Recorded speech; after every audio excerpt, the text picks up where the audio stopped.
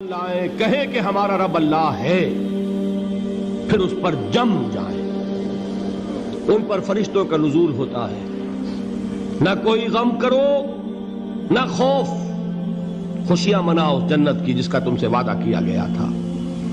اللہ کی ربوبیت پر اطمینان جب انسان کو ہو جاتا ہے، میرا رب اللہ ہے، ربی اللہ، انسان کے لیے نہ کوئی کھٹکا، نہ کوئی خطرہ، نہ کوئی خوف، نہ کوئی حزن۔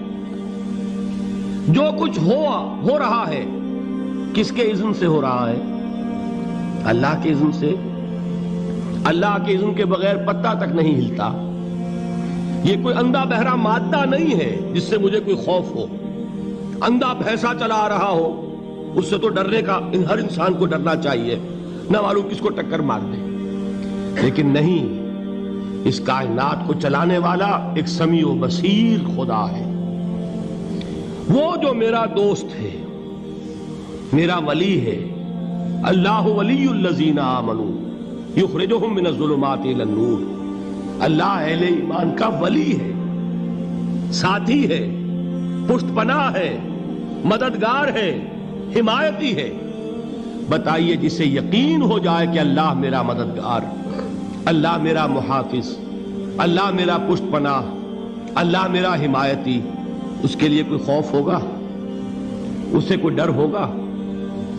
میں مثال دیا کرتا ہوں ایک بہت سادہ، پنجاب کے دیہات کی۔ وہ بڑا چودھری ہے اور کوئی غریب کسان ہے۔ اس غریب کسان کے جانوروں کو ہر وقت اندیشہ ہوگا چوری کا، کوئی میری بھینس کھول کر نہ لے جائے، کوئی میرا بیل کھول کر نہ لے جائے۔ لیکن جس کے بارے میں یہ سب کو معلوم ہو کہ وہ جو بڑا چودھری ہے وہ اس کا دوست ہے، اس کی بچیا کو کوئی خوف ہوگا؟ اس کی بھینس پر کوئی ہاتھ ڈالے گا؟ اسے کوئی اندیشہ ہوگا؟ نہیں۔ کیوں؟ کہ وہ بڑا چودھری، بڑا اس کا یہاں کا سردار، جاگیردار، سب کو معلوم ہے وہ میرا دوست ہے، کوئی میرے خلاف اقدام نہیں کر سکتا۔ اس دنیا میں یہ چھوٹی سی بات اگر آپ کے دلی اطمینان اور سکون کا باعث بن سکتی ہے تو ذرا تصور کیجئے۔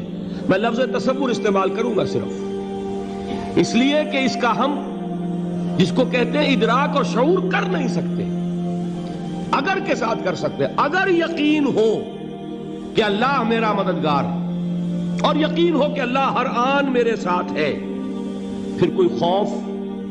کس کا خوف؟ کوئی شے اللہ سے بالا تر ہے؟ کوئی قوت اس سے زیادہ طاقتور ہے؟ کوئی اس کے ارادے کو بدلنے والا ہے؟ کوئی اس کی مشیت کے آڑے آنے والا ہے؟ یہی بات ہے جو حضور نے فرمائی۔ یہ ایمان کا حاصل ہے لب لباب، کہ دیکھو اچھی طرح اس بات کو ذہن نشین کر لو، اگر تمام انسان مل کر تمہیں کوئی نقصان پہنچانا چاہے نہیں پہنچا سکتے مگر جو کچھ اللہ نے لکھ دیا ہو، اور تمام انسان مل کر تمہیں کوئی نفع پہنچانا چاہیں نہیں پہنچا سکتے مگر وہ شے جو اللہ نے طے کر دی۔ آپ پھر میں کہوں گا ذرا طاری کیجئے، اسے فرض کیجئے، اسے سوچئے۔ اگر اس حدیث پر ہمارا دل ٹھکا ہوا ہو تو کسی سے ڈر ہوگا؟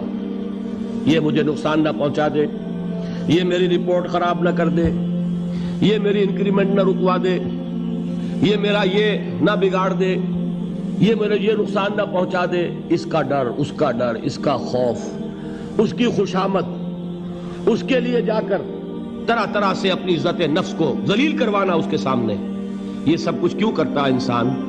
جب سمجھتا ہے کہ اس کے ہاتھ میں میرا کوئی نفع ہے، اس کے ہاتھ میں میرے لیے کوئی ضرر ہے، یہ مجھے کوئی غضب پہنچا سکتا ہے، یہ مجھے کوئی نقصان پہنچا سکتا ہے، یہ میرا کوئی کام بنا سکتا ہے، یہ میری کوئی ضرورت پوری کر سکتا ہے، اسی کا نام شرک ہے۔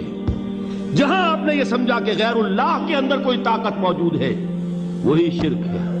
بتوں سے تجھ کو امیدیں، خدا سے نومیدی، مجھے بتا تو صحیح اور کافری کیا ہے؟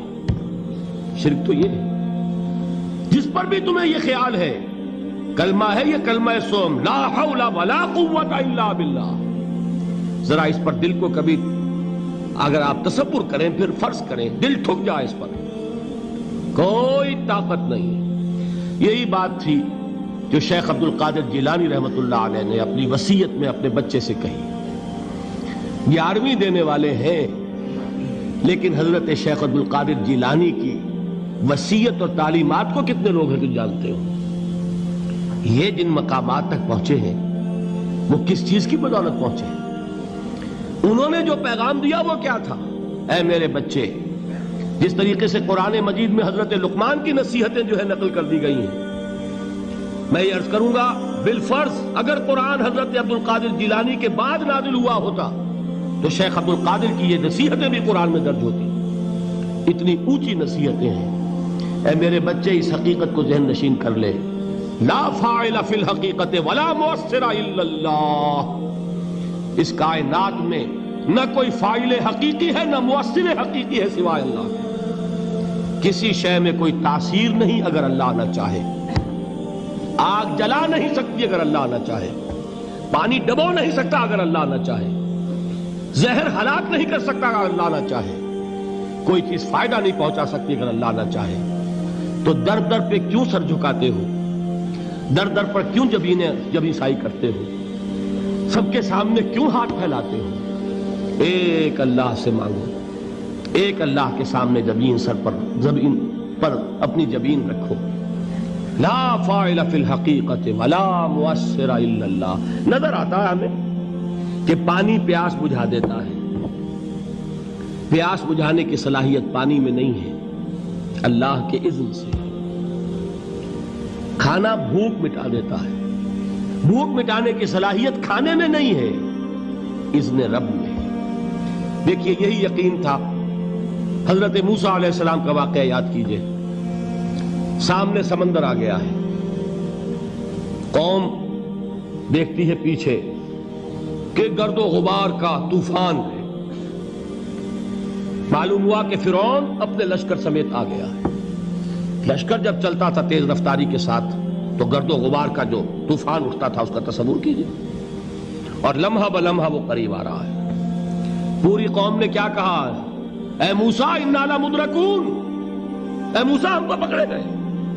قرآن مجید نے تو یہاں وہ باتیں نہیں لکھی ہے، لیکن تورات میں یہ درج ہے کہ بنی اسرائیل جھگڑنے لگے، دست و گریبان ہو گئے موسیٰ کے ساتھ. موسیٰ ہمیں یہاں مروایا لا کر، اس سے تو ہم ہی بہتر تھے. وہاں کھانے کو ملتا تھا، زندگی تو تھی. بیگار ہم کر رہے تھے، موت تو نہیں تھی. اب جو کچھ ہوگا اس کا تصور کرو، جس طریقے سے ہمارے ٹکڑے اڑائے جائیں گے. تو لڑ رہے ہیں حضرت موسیٰ علیہ السلام سے. یہ تورات کی تفصیل ہے. قرآن میں صرف اتنا آیا ہے، پریشان ہو کر انہوں نے کہا انا لمدرکون. موسیٰ ہم تو پکڑے گئے. اس وقت موسیٰ کا جواب کیا ہے؟ کلا ان معی ربی سیہدین. نہیں، میرے ساتھ میرا رب ہے، وہ راستہ دے گا. بتائیے کہاں راستہ نظر آ رہا ہے؟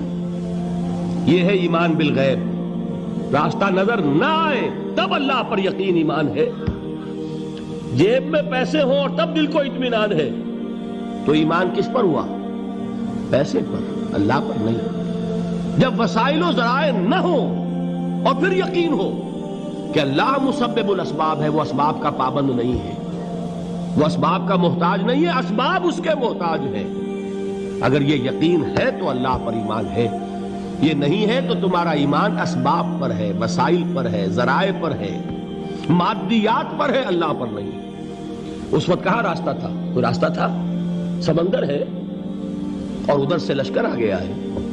کلا ان معی ربی سیہدین.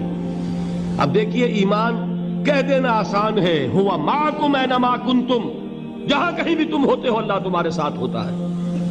لیکن اس کا یقین قائم ہو جائے تو زمین و آسمان کا فرق واقع ہو جائے.